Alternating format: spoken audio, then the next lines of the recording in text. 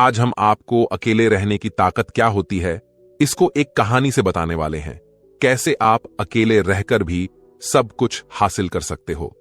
तो दोस्तों, इस वीडियो को पूरा देखना। मैं दावे के साथ कह सकता हूं कि इस वीडियो को देखने के बाद आप अकेले रहने की ताकत के बारे में जान जाएंगे। तो चलिए शुरू करते हैं। एक छोटे से गांव में एक बुद्ध अपना आश्रम बनाकर रहा करते थे। उनका चलन दूर दूर के गांवों तक था, क्योंकि उनका ज्ञान देने का तरीका दूसरे लोगों से काफी अलग था। शुरुआत में वह अपने शिष्यों को उपदेशों के माध्यम से ज्ञान देते थे। उसके बाद वह अपने शिष्यों को उस ज्ञान का अनुसरण करके अपने व्यावहारिक जीवन में उतारने को कहते थे।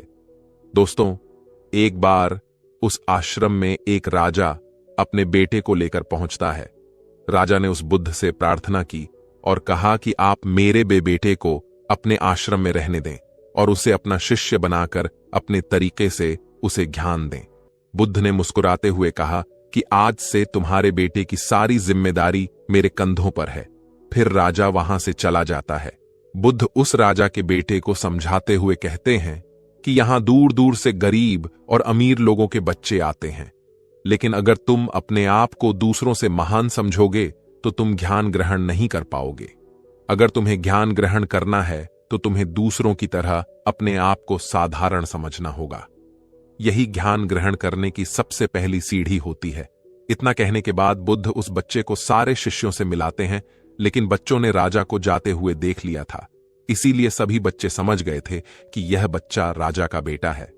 इसी वजह से आश्रम के सभी बच्चे राजा के बेटे की तरफ आकर्षित हो गए। जब बुद्ध राजा के बेटे को लेकर टहल रहे थे तो राजा का बेटा अचानक फूट फूट कर रो होने लगा, क्योंकि अभी वह सिर्फ 12 वर्ष का था और 12 वर्ष की आयु में उसके पिता उसे अपने से दूर करके चले गए थे। यह सदमा वह बच्चा सहन नहीं कर पा रहा था। वह नहीं समझ पा रहा था कि उसके पिता उसकी भलाई के लिए उसे उस बुद्ध के पास छोड़कर गए हैं। उसे रोते हुए देखकर बुद्ध ने कहा कि बेटा, मैं तुम्हें चुप नहीं कराऊंगा। हो सकता है कि आज मैं तुम्हारे आंसू पोंछ दूं, लेकिन कल तुम फिर अपने आप को अकेला पाओगे। याद रखना, जीवन में इंसान अकेला ही आता है और अकेला ही जाता है। जितनी जल्दी जो इंसान इस बात को समझ लेता है, उतनी जल्दी वह इंसान आत्मज्ञान के रास्ते पर निकल जाता है।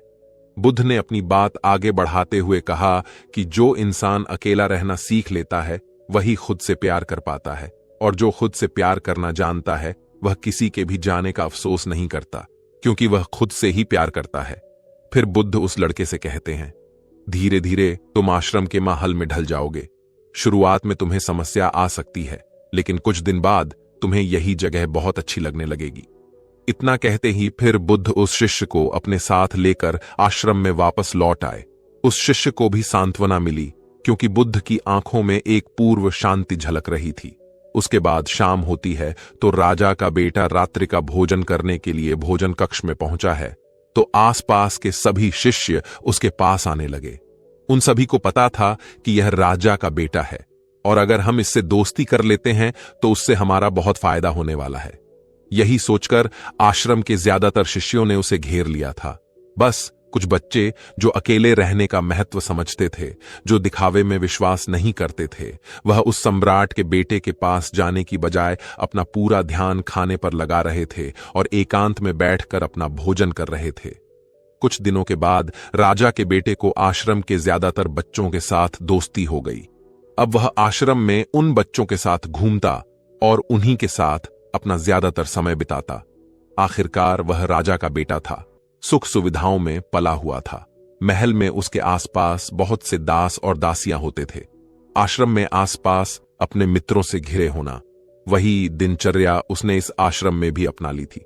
ऐसा नहीं था कि बुद्ध को यह सब पता नहीं था, पर बुद्ध उसे अलग तरीके से ज्ञान देना चाहते थे। बुद्ध एक दिन उस शिष्य को अपने साथ एक ऊंची चोटी पर ले गए। चोटी पर पहुंचकर बुद्ध ने उसे शिष्य से कहा कि अब तुम्हारा ज्ञान पूरा हो चुका है, बस एक आखिरी रात तुम्हें यहां पर बितानी होगी। उसके बाद अगले दिन शाम को मैं तुम्हारे राजमहल में तुमको पहुंचा दूंगा वह बच्चा। यह बात सुनकर बहुत खुश हो गया कि अब मैं वापस अपने राजमहल चला जाऊंगा, फिर से मेरे दास और दासियां मेरे पास होंगी। उस शिष्य ने बुद्ध से पूछा कि बू, मुझे आज रात आप यहां चोटी पर रहने को क्यों कह रहे हैं? आखिर मुझे कौन सा आखिरी ज्ञान यहां से मिलेगा? बुद्ध ने मुस्कुराते हुए कहा कि यहां चट्टान के पीछे तुम्हें छिपकर बैठना होगा। यहां पर रोज रात को एक बाज आता है। तुम्हें उस बाज को बहुत गौर से देखना है, उसकी हर गतिविधि को अच्छे से देखना है, और उस बाज को देखने के बाद अगले दिन अगर तुम उस बाज की खूबियां मुझे बता पाए तो मैं तुम्हें तुम्हारे राजमहल वापस भिजवा दूंगा। और हां, सुबह आने से पहले एक बात पर और ध्यान देना है। एक चरवाहा यहां पर अपनी भेड़ बकरियों को चराने के लिए आता है। उन बकरियों को भी अच्छे से देखना और उनकी गतिविधियों पर ध्यान देना। इतना कहकर बुद्ध वहां से चले जाते हैं। फिर काफी वक्त बीतने के बाद आधी रात में एक बाज अपने बच्चों के साथ वहां आया। बाज अपनी गतिविधि करने लगा। राजा के बेटे ने पूरी रात बाज की गतिविधियों को ध्यानपूर्वक देखा। फिर सुबह होने के बाद जब चरवाहा अपनी भेड़ बकरियों को लेकर आता है तो उसने एक अभूतपूर्व दृश्य देखा। उसने देखा कि बाज एक बकरी के बच्चे को अपने पंजों से उठाकर आसमान में चला गया। उसने उस बकरी के बच्चे का शिकार कर लिया था। वह सारा दृश्य देखकर राजा का बेटा बुद्ध के पास आश्रम पहुंच गया। इससे पहले बुद्ध उससे कुछ पूछते, वह बच्चा कहता है, बुद्ध देव, आप सारे आश्रम के बच्चों को यहां बुलवा लीजिए। बुद्ध ने सारे बच्चों को बुला लिया। बुद्ध कहते हैं कि बताओ वत्स, क्या बात है। फिर वह राजा का बेटा अपनी बात कहता है कि मैंने अपने जीवन में बहुत सारे पक्षी को देखा है, लेकिन बाज उन सभी पक्षियों में से अलग और अद्भुत पक्षी हैं। उदाहरण के लिए एक तोता तो बहुत बोलता है, लेकिन वह कभी आसमान की ऊंचाइयों को छू नहीं सकता। ठीक वैसे ही एक बाज जो हमेशा शांत रहता है वह आसमान की ऊंचाइयों को भी छू सकता है। एक बाज जब अपना शिकार निश्चित कर लेता है तो वह उसी पर नजरें टिकाए रखता है, चाहे बाज कितनी भी ऊंचाई पर हो, चाहे कितना भी तूफान आ जाए, फिर भी उसकी नजरें अपने लक्ष्य पर रहती हैं। आज सुबह जिस बाज को मैंने देखा वह हर बकरी को अपना शिकार नहीं बनाता, बल्कि उस बकरी के बच्चे का शिकार करता जिस पर उसकी नजर थी। इस बाज की तरह ही हमें भी अपना ध्यान एक ही लक्ष्य पर स्थिर रखना चाहिए, चाहे कितनी भी रुकावटें क्यों ना आए। हमें एक ही लक्ष्य पर अपना ध्यान केंद्रित करना चाहिए दोस्तों। दूसरी बात मैंने यह सीखी है कि बाज दूसरे पक्षी की तरह झुंड में नहीं रहता है। वह आकाश में हमेशा अकेला ही रहता है। इससे हमें यही सीख लेनी चाहिए कि छोटे सोच वाले लोगों के साथ कभी नहीं रहना चाहिए। आखिरकार हम भी वैसा ही बन जाते थे हैं। इसलिए महान लोगों के साथ रहो या अकेले रहो, क्योंकि जब हम अकेले रहते हैं तो अपनी ताकत और कमजोरियों को अच्छे से जान पाते हैं। हम अपनी कमजोरी को जानकर उसे दूर कर सकते हैं और अपनी ताकत को जानकर उसका सही से उपयोग कर सकते हैं। लेकिन यह तभी संभव होगा जब हम अकेले रहना सीखेंगे। दोस्तों, तीसरी बात, हमें यह सीख लेना चाहिए कि बाज हमेशा अपनी सीमाओं से ऊपर रहता है। जब तूफान आता है तो हर एक पक्षी अपने घोंसले की ओर भागता है, लेकिन बाज ही एक ऐसा पक्षी है जो अपनी सीमाओं को पार करके तूफान से लड़कर बादलों के ऊपर चला जाता है। वह तब तक ऊपर उड़ता रहता है जब तक कि तूफान शांत ना हो जाए। बाज अपनी सीमाओं को इसलिए हटा पाता है क्योंकि वह समस्याओं के आने पर घबराता नहीं है, बल्कि उसे एक सकारात्मक नजरिए से उसका सामना करता है। इसी तरह हमारे जीवन में कितनी भी रुकावटें क्यों ना आ जाएं, हमें उसका सामना करना चाहिए, ना कि डर कर भागना चाहिए। चौथी बात है, हमें यह सीखना चाहिए कि बाज अपने घोंसले में घास के कोमल तिनके नहीं रखते। जो तिनके कोमल हो जाते हैं वो उन्हें निकाल कर फेंक देते हैं। उसी तरह चाहे आपको कितनी भी आरामदायक जिंदगी क्यों ना मिली हो, उससे ऊपर उठकर आलस्य को दूर करके जीवन में मेहनत करते रहना चाहिए। जीवन में शारीरिक मेहनत और पसीना बहाना चाहिए, जिसे आप मजबूत बनते चले जाएंगे। हर रोज अपने आप को चुनौतियां दो, हर दिन मुश्किलों का सामना करो, क्योंकि यही मुश्किलें आपको मजबूत बनाएगी। आपने जंगल में लोमर्डों को झुंड में शिकार करते हुए देखा होगा, लेकिन एक बाज हमेशा अकेला ही शिकार करता है। जानता है कि झुंड में रहना हौसला तो देता है, लेकिन साहस छीन जाता है। यह बातें बोलकर फिर से राजा का पुत्र बकरियों की विशेषता बताता है। वह कहता है कि बकरियां हमेशा झुंड में ही चलती हैं। उन्हें झुंड में एक साथ चलने से हिम्मत मिलती है, लेकिन जैसे ही उन पर शिकार होता है बकरियां तीतर बितर हो जाती हैं। उनमें से एक भी बकरियां अपनी साथी की मदद के लिए नहीं आती हैं।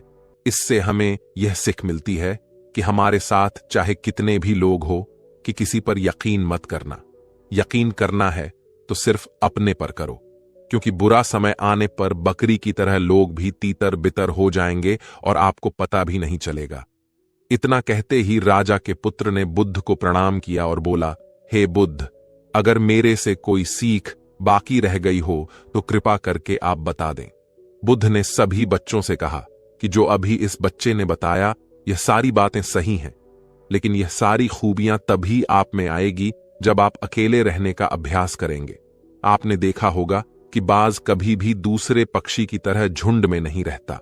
वह आसमान में अकेला उड़ता रहता है और अकेले रहने के कारण वह अपनी ताकत और कमियों को जान पाता है और खुद को और ज्यादा मजबूत बना लेता है। उसको पता होता है कि यह तूफान तो जा चुका है, लेकिन दूसरा आने वाला तूफान इससे भी खतरनाक हो सकता है। इसलिए बाज पहले से ही खुद को शक्तिशाली बना लेता है।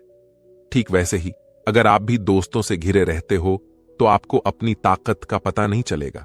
आप जो भी काम करना शुरू करोगे आपके लगेगा आपके दोस्त मदद कर देंगे, पर यह गलत बात है दोस्तों। कुछ काम आपको अकेले रहकर भी करने होंगे। कभी कभी ऐसा समय आता है कि आपके पास कोई नहीं होगा आपका साथ देने वाला। तब आपको याद आएगा कि इससे अच्छा तो मैं खुद से ही कर लेता। तो दोस्तों, आपको भी बाज की तरह स्ट्रांग बनना होगा, तभी आप जिंदगी में सफल होंगे। इस दुनिया में आपके घर वालों को छोड़कर कोई दूसरा आपका साथ नहीं देगा। यदि आपके साथ कभी गलत हो तो आपको बाज की तरह बनना होगा, तभी आप खुद से और दुनिया से लड़ सकते हो। नहीं तो आज के समय में आपका पड़ोसी भी आपका बुरा करना चाहता है। दोस्तों, आपको जो भी काम करना हो खुद से करो, किसी के साथ का इंतजार मत करो, खुद से ही काम पर लग जाओ। आप एक दिन कामयाब जरूर होंगे। इतना कहकर बुद्ध ने अपनी बात खत्म करते हुए कहते हैं कि मैं आज रात इस राजा के बेटे को इसके राजमहल में वापस पहुंचा दूंगा, क्योंकि इसकी सिख यहीं पर खत्म होती है।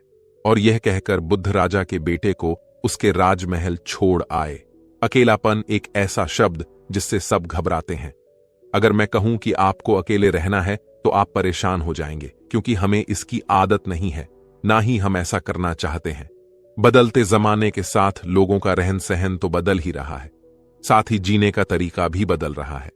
कई लोग ऐसे हैं जो किसी मजबूरी में, जैसे नौकरी इत्यादि के कारण अकेले रहते, तो कई लोग ऐसे हैं जो अपनी मर्जी से अकेले रहना पसंद करते हैं, अपने काम को सच्ची लगन से अकेले ही करते हैं। जो लोग अपने मर्जी से अकेले रहते हैं उनमें कुछ अलग ही गुण होते हैं। ऐसे लोग जीवन में सफलता जल्दी कर लेते हैं। अकेले रहने के फायदे अगर आपने समझ लिया तो समझो आपने पूरी जिंदगी समझ ली। अकेले रहना किसी के लिए वाकई कम नहीं है अकेले रहने का, लेकिन यह भी मतलब नहीं है कि हम अपने घर परिवार मित्रों से दूर रहे। अकेले रहने की भी एक कला है जो आगे आपको इस कहानी में पता चलेगा।